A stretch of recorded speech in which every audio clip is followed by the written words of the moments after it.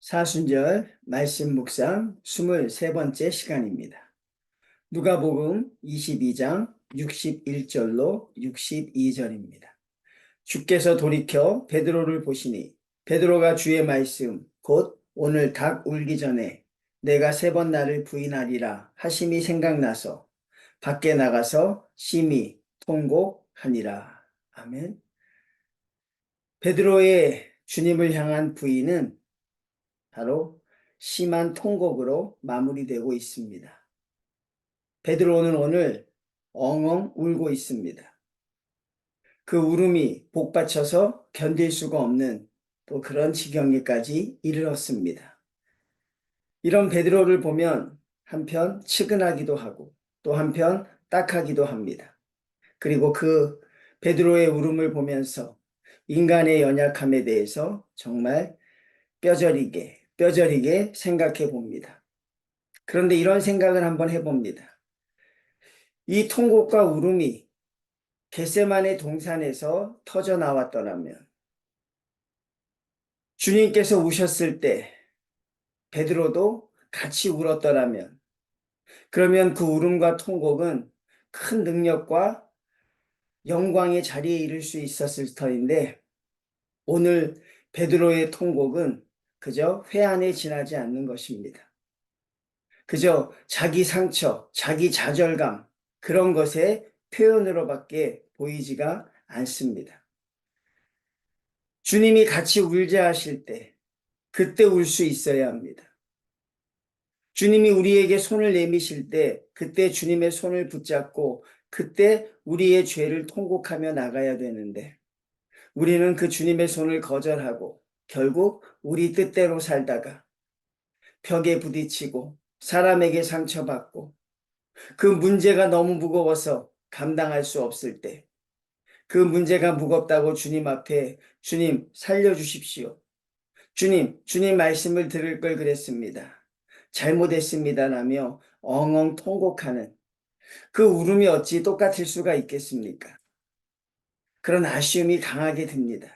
베드로가 주님과 같이 울었더라면, 주님이 그렇게 간절히 기도하실 때 그 옆에서 같이 울었더라면, 베드로의 인생은 정말 상상할 수 없는 그 하나님의 사도로서의 능력을 발휘할 수 있지 않았을까 하는 그런 아쉬움을 우리가 한번 가져봅니다. 베드로는 예수님의 말씀이 틀렸다는 것을 증명하고 싶었습니다. 자기가 주님을 3번 부인할 것이라는 그 주님의 말씀이 너무 지엄하고 너무 그 말씀이 존중되는 말씀이지만, 그럼에도 이번만큼은 주님의 말씀이 틀렸다는 것을 한번 증명해 보고 싶었습니다. 지금 내 마음의 상태로, 지금 내가 가지고 있는 믿음으로 도저히 일어날 수 없는 일을 주님이 말씀하시니 내가 주님을 부인한다고요? 내가 주님을 배반한다고요? 그는 주님의 말씀이 틀렸다는 것을 증명하고 싶었을 것입니다. 그래서 그는 다른 제자와 달리 주님 곁을 떠나지 못합니다. 주님의 말씀이 틀렸다는 것을 증명할 기회를 잡기 위해 주님 곁에 머물렀습니다. 그런데 주님 곁에 머물렀어도 주의 말씀이 틀렸다는 것을 증명하기 위하여 그 자리에 있었어도 역시 베드로는 주님의 말씀 그대로 되었다는 사실입니다. 결국 하나님의 말씀 앞에 우리가 얼마나 순종해야 되는지, 하나님의 말씀은 반드시 그 뜻대로 이루어진다는 것, 우리는 그것을 다시 한번 여기서 깨닫게 되는 것입니다. 왜 주님은 베드로에게 닭 울음소리와 함께 깨닫게 하셨을까? 그동안은 깊은 생각을 하지 않았는데 오늘 말씀 묵상하다 보니 문득 그 생각이 들었습니다. 왜 주님은 닭 울음소리를 통하여 베드로를 깨우치게 하셨을까? 바로 닭은 매일같이 울지 않겠습니까? 그리고 베드로는 아마 이 이후에도 닭 우는 소리를 매일같이 들었을 것입니다. 그 닭 울음소리가 베드로에게는 그저 단순한 짐승의 소리가 아니었을 것입니다. 그 닭 우는 소리는 자기의 배신의 소리가 거기에 있었고, 나는 주님을 모릅니다. 나는 주님을 결단코 모릅니다. 나는 저주컨대 그 사람을 모릅니다라고 했던 자기의 음성이 닭 울음소리처럼 들렸을 것입니다. 이제는 그의 마음이 세상으로 나가려고 하여도 하나님의 뜻대로 살지 못하여 무너지는 그 순간에도 베드로에게는 닭 울음소리만 들리면 아마 다시 정신을 차리고 주님 앞에 나가게 되었을 것으로 생각합니다. 가장 아픔의 현장이었고 가장 실패의 순간이었지만 결국 베드로를 베드로 되게 하는 것이었고, 결국 베드로가 그 마지막을 주님과 함께 동행하며 그 인생을 승리로 마감할 수 있었던 가장 큰 원동력은 역시 닭 우는 소리였을 것입니다. 이런 닭 울음 소리가 저와 여러분에게도 필요합니다. 매일같이 이런 닭 울음소리가 우리를 깨워야 합니다. 잠자고 있는 우리를 깨워야 하고, 세상에 물들어 있는 우리를 깨워야 하고, 자꾸 주님으로부터 멀어지려고 하는 우리를 깨워야 합니다. 닭 울음소리가 베드로를 평생 힘들게 하였을 것이지만 결국 그것은 베드로를 베드로 되게 하였다는, 어떻게 보면 주님의 안전장치가 아니었을까. 사랑하는 제자를 향한 주님의 안전장치가 닭울음 소리가 아닐까, 그런 생각을 해보았습니다. 그리고 저에게도, 여러분에게도, 우리도 고통의 순간이지만 이런 닭울음 소리가 우리에게도 안전장치로 우리도 좀 주어졌으면 좋겠다는 또 생각을 해봅니다. 누가복음은 다른 복음서와 다르게 강조하는 것이 주께서 베드로를 쳐다보았다고 말씀합니다. 돌이켜 베드로를 보시니 나는 당신이 하는 말을 도무지 알지 못하노라. 세 번째 부인하면서 동시에 다구는 소리가 들렸을 때 그 소리와 함께 주님이 베드로와 눈이 마주치십니다. 여러분, 그 짧은 순간이었지만 서로 눈이 마주쳤을 때 얼마나 많은 의미가 거기에 담겨져 있었겠습니까? 베드로에게는 그보다 두려운 시간이 어디 있었겠습니까?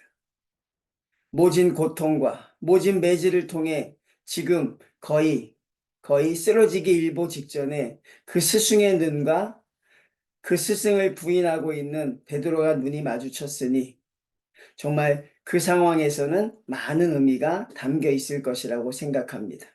그리고 주님과 그렇게 눈이 마주치는 그런 현장이 우리의 삶 가운데선 나타나지 않기를 또한 기도하는 것입니다. 그러면 주님이 왜 베드로를 쳐다보셨느냐 하는 것이죠. 그 모진 고통 속에서 왜 주님은 베드로와 눈을 마주치셨을까? 왜 베드로에게 눈길을 돌리셨을까? 자책하기 위한 것일까요? 아니면 책망하기 위한 것일까요? 아마 그렇지 않을 것입니다. 베드로에게 주님이 보내시는 눈빛은 그래, 괜찮아, 그것이 아니었을까요? 그리고 힘내라 이놈아, 이렇게 말하지 않았을까? 사랑하는 성도님들, 그 주님의 눈빛이 베드로에게서 평생 잊혀지지 않았겠죠. 그 주님의 눈빛이 오늘 우리를 향하고 있음을 느낍니다. 그런데 그 눈빛은 우리를 무시하고 우리를 낮게 보는 주님의 눈빛이 아니라 결국 우리로 하여금 모든 것을 아신다는 눈빛입니다. 우리의 연약함을 안다. 너의 약함을 안다. 그리고 힘내라는 것입니다. 괜찮다는 것입니다. 그리고 다시 일어서라고 주님이 그 눈빛을 베드로에게 보내주신 것이 아닐까 생각합니다. 닭 울음소리와 예수님의 눈빛이 베드로를 예수님의 사도로 살아가게 하는 큰 힘이 되었을 것으로 생각합니다. 한번 무너졌다 다시 회복하는 것, 그것은 오직 예수님만이 하실 수 있다고 하셨습니다.